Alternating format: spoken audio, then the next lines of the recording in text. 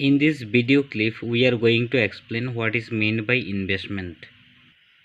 Here, first of all, I should mention one thing. Investment is simply denoted by capital I. And in a very simple sense, investment represents rate of change of capital stock due to change of time. Here we have written I equals to dk by dt. Here dk means change of capital stock and dt means change of time. That means the way capital changes due to time change. Its exact pronunciation is ddt of k.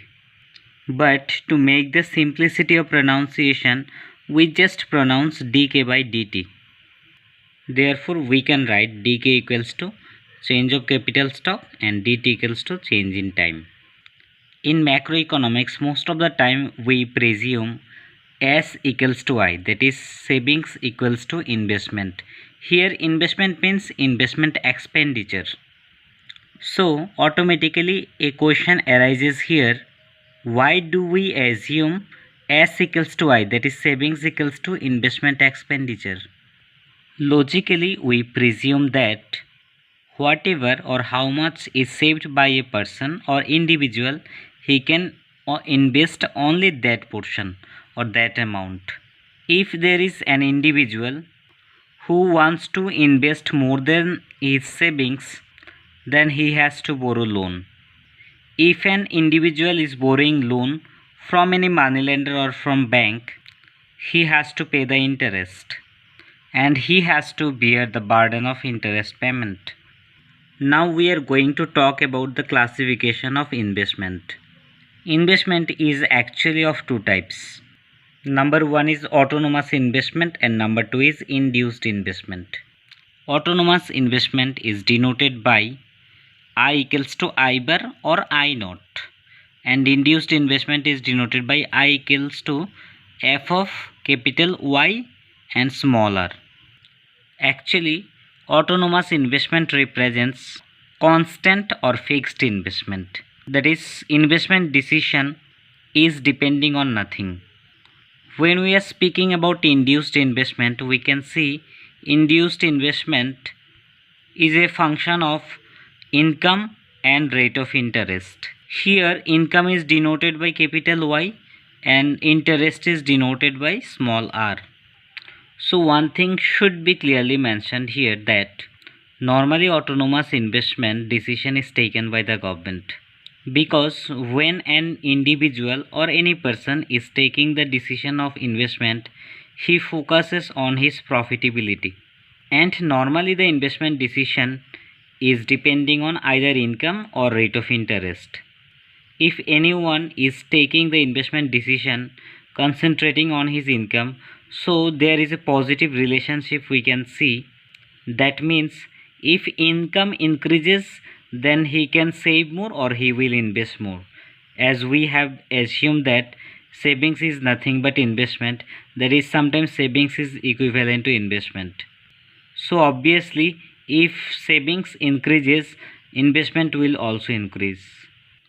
If there is a bad necessity of anything, like in a locality there is a very bad condition of healthcare system and the government thinks there should be a hospital or primary health center, then definitely the government will invest on hospitalization.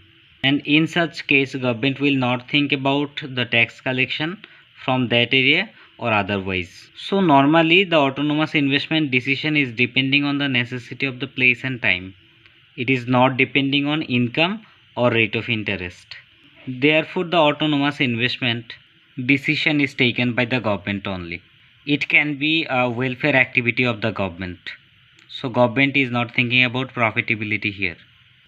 If we talk about induced investment, so we have already explained induced investment can be a function of either income or rate of interest. Here Y is nothing but income and R is nothing but rate of interest. So we can speak the relationship between investment and income is positive and the relationship between investment and rate of interest is negative.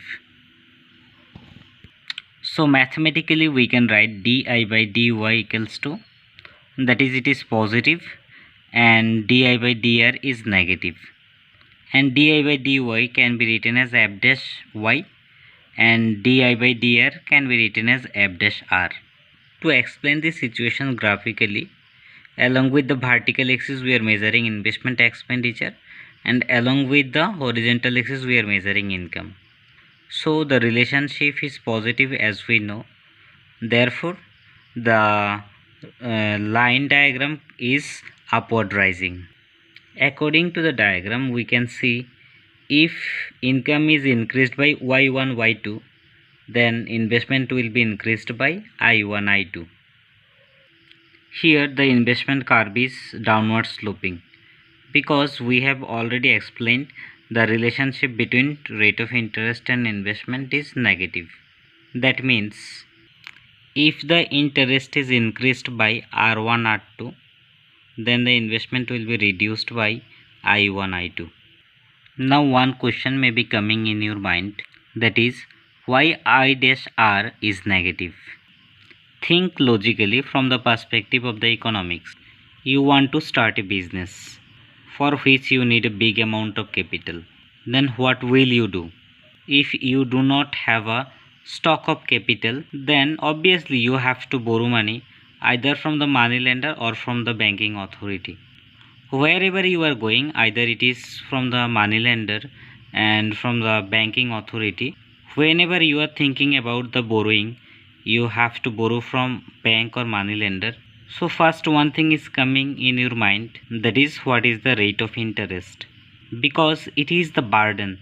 When you are taking the loan, this burden should be taken by you.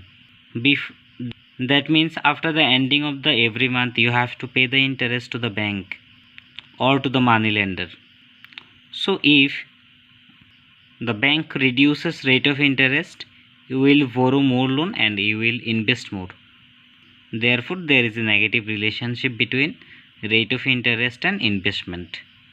If again we think why there is a positive relationship in between income and investment, then think logically, because in economics always we give the priority to the rationality or logicality.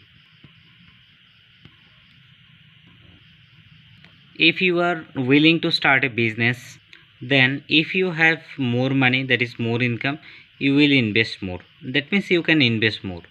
If you have less money or less income, you can invest less. So it is obvious.